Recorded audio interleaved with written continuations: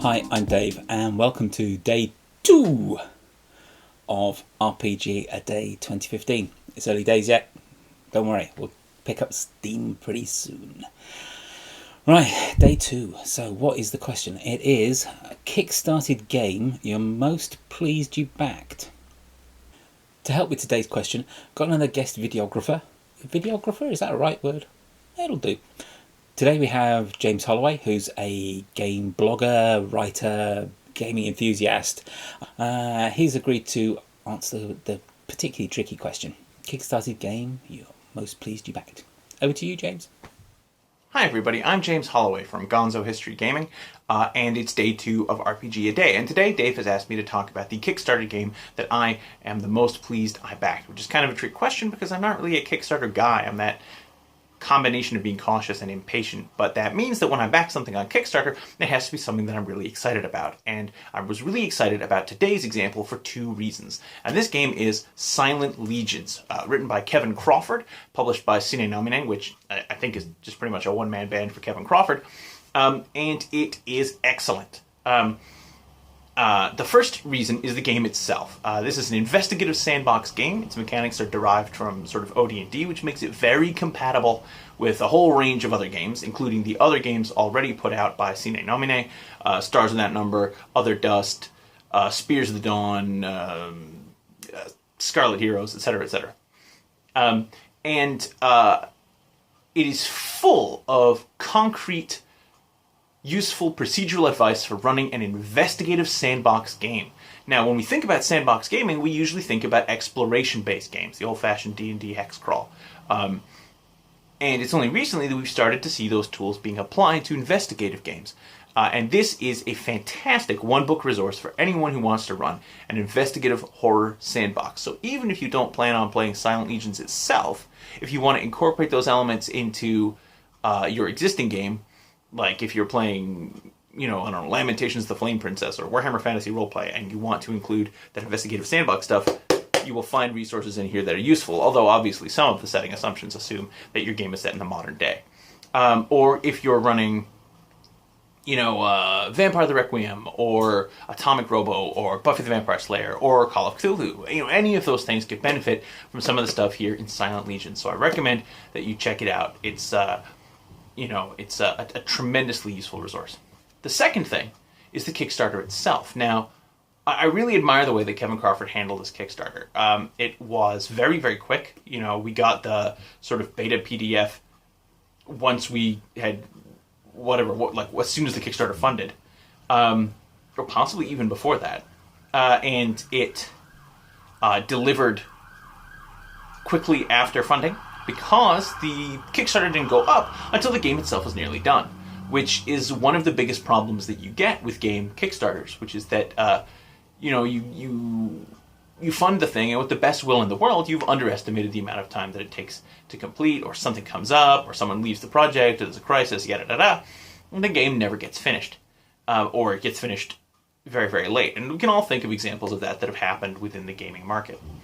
But Crawford minimized the risk of that by not starting the Kickstarter until the game was almost ready to go. He just needed to pay his artists and, whatever, 1 or 2 other things. But that it was very close to being done, and then the Kickstarter began. So that was useful. The other point that was really good about the Kickstarter was that the stretch goals were not too ambitious. And this is often something that you run into in the production process, which is that, what you are is you're a game designer, and then you start offering hats or shirts or, action figures or special collector's edition boxes or things that you don't really know anything about producing or shipping or whatever, and then it's those things, which are not even the product that people really want, that become your ruin, right? Too many stretch goals, actually you can wind up cutting your own throat, because they tend to be things that get added in a hurry. And the result is that you haven't thought about how much they're really going to cost. You have to take a blind stab at it. But what Crawford did was, the stretch goals were things like, backers at a certain level got to vote on what the next Sine Nomine project was going to be, or they got to request a campaign setting that would be like these little 1-page campaign, or 2-page, or whatever they are, campaign frames in the back of the book. And those are, requested by Kickstarter backers. So all the extra goals that he offered were within the context of what Sine Nomine already does, right? Design and publish games. So there were no problems with any of them as far as I could see. Even though I only backed at the just give me the book level. It was simple, it was brief, it was what he was good at, and it completed with nary a hitch. So at this point, Kevin Crawford's on my good egg list. Like, I will back his Kickstarters and just be like, yeah, I'm sure this is going to be completed quickly, and I'm sure that what we get at the end of it is going to be excellent. There are several shelves in my gaming bookcase. This is only the top shelf behind me, and this, because you can see it's kind of behind the sofa, so I have to move it if I want something. So this top shelf is things that I use frequently, and even though I only got this relatively recently, the empty space right there is where this book goes, because I have reason to pull it out quite a lot. So, Silent Legions by Kevin Crawford is an excellent game, and I'm pleased as punch that I kickstarted it. And whenever Kevin Crawford's next thing comes up, I'm certainly going to take a good look at that as well. Before I go, honorable mention to something that I backed the Kickstarter for, but that is not strictly speaking a game. Did I mention the Dracula Dossier as another example of an investigative sandbox? If I didn't, that's another good example. And another one is this. This is a dungeon desk pad. And I'm afraid it's a bit difficult to see in the light, but you can see here from a UK company, Square Hex. That's Peter Regan's outfit. And once again, same thing in terms of fast, efficient Kickstarter completion. So I'm always pleased that I back a Square Hex Kickstarter, because they just have such fun stuff, and they're so... They keep this sort of scope of the Kickstarter nice and narrow, which means that there aren't a bunch of unforeseen difficulties with it. So yeah, the game that I'm most excited about having kickstarted is Silent Legions, and that is because both is a great game and is a great Kickstarter. And that's, in today's gaming world, that's kind of a powerful combination. So many games are kickstarted that you sort of have to be good at both now. So yeah, Silent Legions, won't you? Thanks, James. I think I will have to go with Kickstarter game I'm most pleased I backed would have to be the Cthulhu Britannica London box set. It's just because it's gorgeous. It's a big box. It's got loads of cool books in it, and it's just beautifully designed. Normally, I don't buy Cthulhu stuff.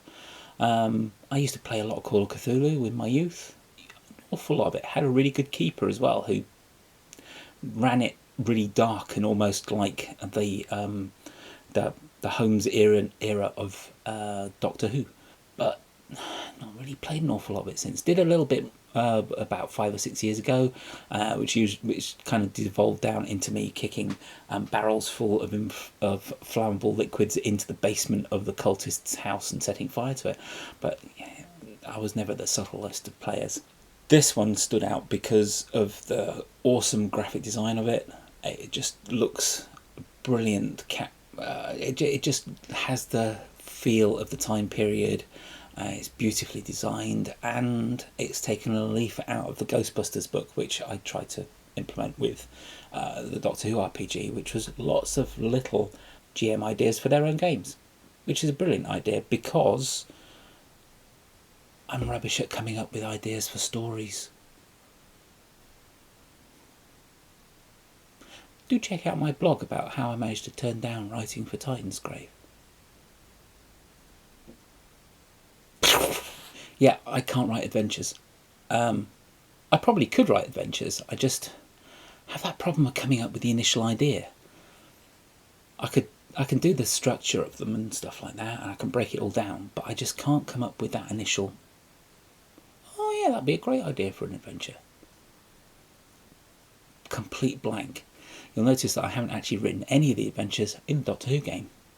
They've got a lot more talented people than me to write them, because I would have ballsed it all up personally. You can pick up the Cthulhu Britannica London box set from Cubicle 7. It's going to be retail available fairly soon, I should imagine. Links will be in the text at the bottom. So what Kickstarter are you most glad you backed? let me know. It could be something I've missed that I'm really gutted that I missed, and hopefully it will be available commercially that I'll be able to pick up later. So tell us all about it. Don't forget to hashtag it RPGaDAY2015 and spread the word over the interwebs via various social medias and things like that. And remember, keep it positive.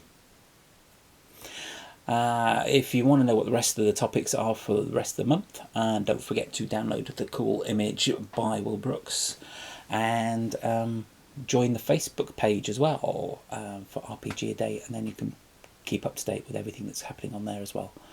Until tomorrow, stay multi-classy.